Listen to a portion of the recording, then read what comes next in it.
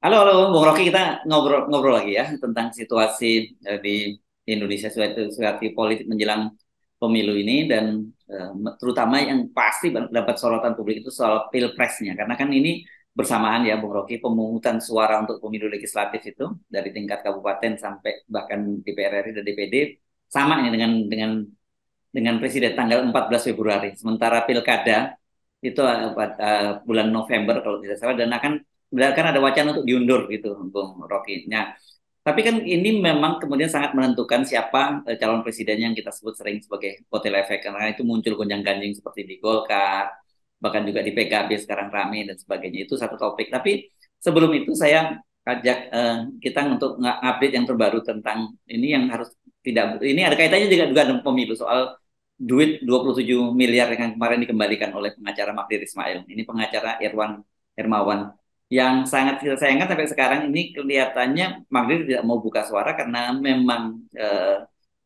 kliennya kelihatannya juga nggak berani nih buka suara nih, Bung Rob. Ya itu misteri yang sebetulnya tidak misterius lagi gitu. Iya, iya, iya, iya, iya. Misteri yang tidak misteri ya. Karena tebakan-tebakan publik itu nggak mungkin meleset. Kan ini fakta yang sekedar disembunyikan untuk menunda saling saling apa namanya saling tusuk menusuk di antara elit kan. Tetapi Magdir juga bagus juga dia pakai teknik untuk ya memang nggak tidak layak untuk diucapkan kalau tidak ada permintaan klien. Tetapi tentu Magdir menunggu juga opini publik tuh kan. Magdir juga Pasti. pasti Ya, ya Magdir Ilyas ya. Dia pasti menunggu opini publik yang kliennya juga pasti tahu bahwa kalau opini publik memungkinkan ya pasti dibuka kan. hmm. Tetapi jaksa kelihatannya mulai menduga dan sebetulnya itu dugaan yang masuk akal. Tetapi problemnya adalah bagaimana kalau misalnya jaksa itu saling membuka diri juga tuh bahwa apa sebetulnya yang terjadi dengan Hmm. mereka yang berupaya untuk menghentikan pemeriksaan ini, kasus ini kan. Dan jaksa kan mesti mulai kasih sinyal juga. Jadi biarkan ini jadi semacam kayak permainan poker itu untuk membaca psikologi lawan. Hmm.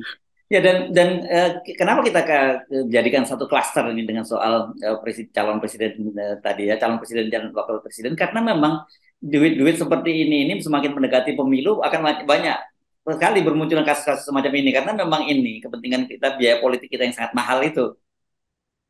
Benar, dan sebetulnya kesempatan untuk mengakhiri money politik bisa melalui kasus macam ini kan.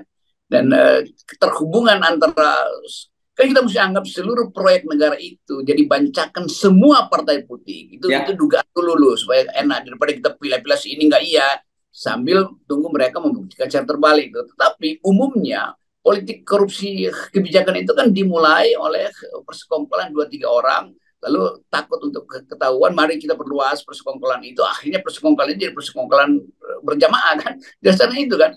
Begitu tercium tanda-tanda seorang akan berkhianat, diupayakan untuk saling nutup kasus itu. Jadi saya kira itu basisnya belakangnya.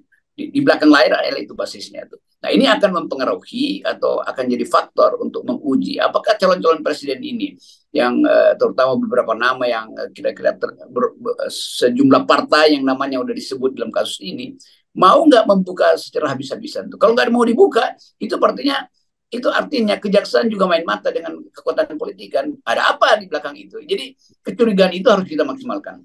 ya. Ini kan kalau kita review kembali memang ini luar biasa, Bung Rocky. Ada kan setidaknya dua klaster besar kan. Satu klaster soal korupsinya itu sendiri yang disebut oleh jaksa itu berdasarkan dari audit dari BPKP itu 8,3 triliun. Kemudian klaster pembungkaman dan klaster pembungkaman ini macam-macam ada di klaster di penegak hukum dalam hal ini kejaksaan, tapi ada juga di DPR, Komisi Satu, ada di BPK dan sebagainya. Jadi memang luas luas sekali itu. Jadi saya sendiri begitu mulai memahami anatominya, saya kan dapat juga itu ya berita acara pemeriksaannya lengkap gitu. Saya bilang nah, berat ini karena ini kalau dibuka ini bakal kena semua gitu. Yang ajaib ada klaster untuk membungkam, ada klaster untuk menyogok, ada klaster untuk tukar tambah. Itu semua itu uang yang pasti berkali-kali lipat tuh. Ada klaster yang nggak tahu dia mau apain uang itu karena belum terjadi deal tapi uang uang pembungkaman udah tersedia maka dia pakai dulu buat sementara untuk diputar di money laundering kan banyak Ya. betul kan. yang kelebihan uang, tetapi oke, nanti kita pakailah semester depan nih. Jadi diselundupkan dulu dalam beberapa bisnis kotor kan. Jadi itu intinya. Jadi kalau dibongkar ini betul-betul dari akarnya, bahkan bukan sekedar akar serabutnya, akar tunggangnya itu pasti akan terlihat pembusukan dari akar itu. Dan itu yang akan menggoncangkan banyak pohon sebetulnya. Tuh mungkin juga termasuk pohon beringin yang sekarang lagi disorot.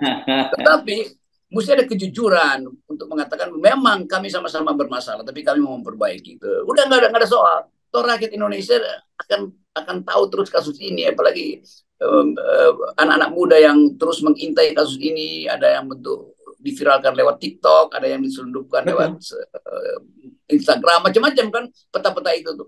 Jadi keguncangan ini justru kalau nggak diselesaikan cepat bisa jadi alasan Pak Jokowi untuk menunda pemilu sambil menyelesaikan problem dia sendiri. Ya. Ya kira-kira begitu ujung dari skenario-nya. Ya, walaupun ini kita mengendus ada tanda-tanda yang sangat kuat bahwa ini akan dilokalisir, gitu. Bahkan bukan juga tukar tambah lah, bisa juga begitu. Tapi saya kira tetap saja harus dibicarakan terus gitu, Bung Rocky. Apalagi kan dua isu yang dianggap menjadi pengalian isu, ya ini soal renovasi JIS, Jakarta International Stadium, juga Al Zaitun ini kan sudah mulai mereda gitu, dan mulai kalau Al Zaitun sudah mulai masuk ke proses hukumnya, begitu JIS polemiknya sudah mulai turun dan sebagainya. Harusnya ini tetap jadi fokus perhatian dari para netizen ya. Iya, netizen saya kira udah beralih ke soal BTS ini. Mereka anggap bahwa itu Aisyah itu sekedar untuk testing the water tuh. Kira-kira kalau diteruskan efek pada pembelahan politik gimana? Akankah soal-soal agama itu jadi faktor untuk pemetaan wilayah-wilayah strategi pemilu di Jawa Barat misalnya? Itu soal Al-Zaitun kita lihat saya dari segi itu. Soal JIS juga akhirnya berantakan kan, karena nggak ada satupun dalil untuk menganggap bahwa Anies Baswedan bisa dijatuhkan kembali karena soal JIS, kan udah berkali-kali nggak bisa begitu tuh. Malah naik, dia malah dapat nama di situ dia. Jadi akhirnya konyol juga itu ya. Jadi kita akan balik pada situ, seluruh pers akan balik pada soal BTS. Ya, oke. Dan BTS ini erat kaitannya dengan sekarang kekisruhan saya kira di para calon wakil presiden ya. Karena pemilihan calon wakil presiden kita tahu itu tidak semata-mata hanya persoalan elektabilitas, tapi ada juga soal logistik gitu. Ini yang kaitannya ke situ kalau kita lihat ya. Apa yang terjadi misalnya ribut-ribut Erick Thohir nih, apakah dia nantinya akan ke Pak Prabowo atau ke Ganjar Pranowo, karena dia juga bertemu dengan itu, orang juga melihat ini kaitannya ke situ gitu. Dan kita juga melihat bagaimana sekarang sebenarnya seperti PDIP misalnya itu kesulitan untuk menentukan siapa yang jadi calon wakil presidennya. Jadi lagi-lagi urusannya memang ke situ juga gitu. Ada faktor logistik tetap saja menjadi penentu. Jadi kelihatannya nih dua hal. Krisis kader, krisis tokoh politik, juga krisis dana pemilu tuh. Kan ini dana-dana ini pasti berupaya untuk disembunyikan atau bahkan dikembalikan tuh. Jadi bayangin semua partai misalnya merasa ada pola baru, wah, tuntutan pidana tidak akan nyampe ke mereka kalau dikembalikan dananya kan. Ini semua akan kembali ke kejaksaan. Lalu kejaksaan pusing tuh. Kalau begitu apa yang mau diusut gitu kan. Jadi soal-soal semacam ini yang menunjukkan bahwa pemilu kita akan kering amplop misalnya itu. Padahal rakyat udah menunggu, kasih dong amplop. Kan rakyat tahu, ini BTS bancakan nih, berarti kami dapat amplop banyak kan. Kan pikiran sederhana rakyat begitu tuh. Jadi kita anggap bahwa krisis pemodalan pemilu ini akan membatalkan ide-ide besar tentang perubahan Indonesia tuh. Jadi kita jadi pesimis aja, siapapun yang bicara tentang Indonesia itu artinya nggak ada gunanya tuh. Karena tadi itu, bahkan di tingkat bawah itu, pengetahuan mereka tentang money politics itu ya nggak bisa lagi kita halangi. Gitu. Saya beberapa minggu lalu ada di Sumatera Utara dan bicara tentang money politics. Tiba-tiba satu ibu bilang begini, ya, ini kan lagi sibuk-sibuk soal BTS tuh, dan BTS itu bisa dibagikan ke berapa banyak Pak Rocky ya. Saya bilang ya mungkin itu akan tiba juga di tempat-tempat ibu itu. Terus ibu bilang begini, Pak Rocky kalau minum kopi di Jakarta itu 50.000 segelas. Nah di kita 50.000 itu bisa ongkos beli susu anaknya seminggu tuh. Jadi ya kami akan terima amplop itu karena ini real tuh. Jadi bayangkan bahwa bagi masyarakat bawah itu dana yang beredar di Jakarta itu luar biasa besar. Sementara yang nyampe ke mereka itu sedikit sekali tuh. Tapi tetap mereka akan terima karena kebutuhan dasar yang besar. Karena ini nggak adil. prinsip keadilan sosial untuk seluruh rakyat Indonesia kan. Ya, ya. Dan tema-tema itu saya kira itu hanya kalau tema yang dihindari. Tapi kalau toh dibicarakan itu hanya sekedar retorika saja gitu, bahkan slogan. Iya, itu jadi slogan semua itu tuh. Dan sloganistis ini yang bikin politik itu jadi demagogis gitu, bunyi-bunyian, tiba-tiba ada baliho kemana-mana, tiba-tiba dalam 20 menit baliho itu ada yang rusak segala macam. Jadi kebencian di daerah itu terhadap perangai politik pusat itu makin lama makin firm, makin lama makin kuat tuh. Nah, rasa benci itu yang sangat mungkin juga menghasilkan kecemasan pemerintah bahwa ada potensi people power. Ya memang ada potensi itu, karena keadaan rakyat itu betul-betul sentimen-sentimen rasisnya itu tetap tumbuh kok melihat ketimpangan. Ya, dan kalau kita lihat kan misalnya koalisi-koalisi ini kita mesti jujur saja. Kalau misalnya katakan, oke, saya nggak dapat posisi cawapres, tapi trade off-nya apa dong? Berapa dong ininya kompensasinya? Kan itu yang sekarang ini terjadi, yang rumitnya itu kan di situ sebenarnya. Itu masalahnya tuh. Coba bayangin misalnya saudara kawan kita nih, kita nggak punya kawan nih, Caimin itu kan, sudah pasti harusnya dia anggap ya saya sudah firm dengan Gerindra. Tetapi Ya, dia masih kesempatan juga dengan PDIP. Buat betul. apa? Ya buat naikin harganya di Gerindra kira-kira begitu kan. Kalau nggak gue pindah PDIP nih. Jadi apa yang utuh pada seorang calon pemimpin kalau dia sendiri ragu terhadap kapasitas dia kan. Itu intinya tuh. Nah dari segi PDIP bagus juga ganggu-ganggu Gerindra dengan mengundang Erick Thohir supaya Prabowo kehilangan semangat tuh. Ya, ya, ya, ya. Meneruskan rencana-rencana koalisinya kan.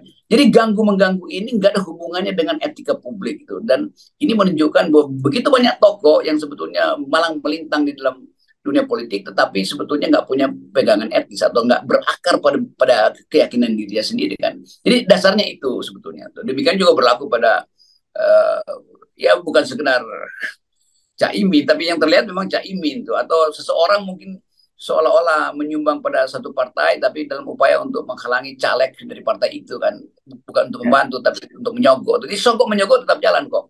Ya, ya. Dan kita kan tahu muter-muternya ya kalau calon presiden di luar Anies. Anies ini kalau Anies kelihatannya mungkin AHY lah kandidat yang paling kuat gitu ya.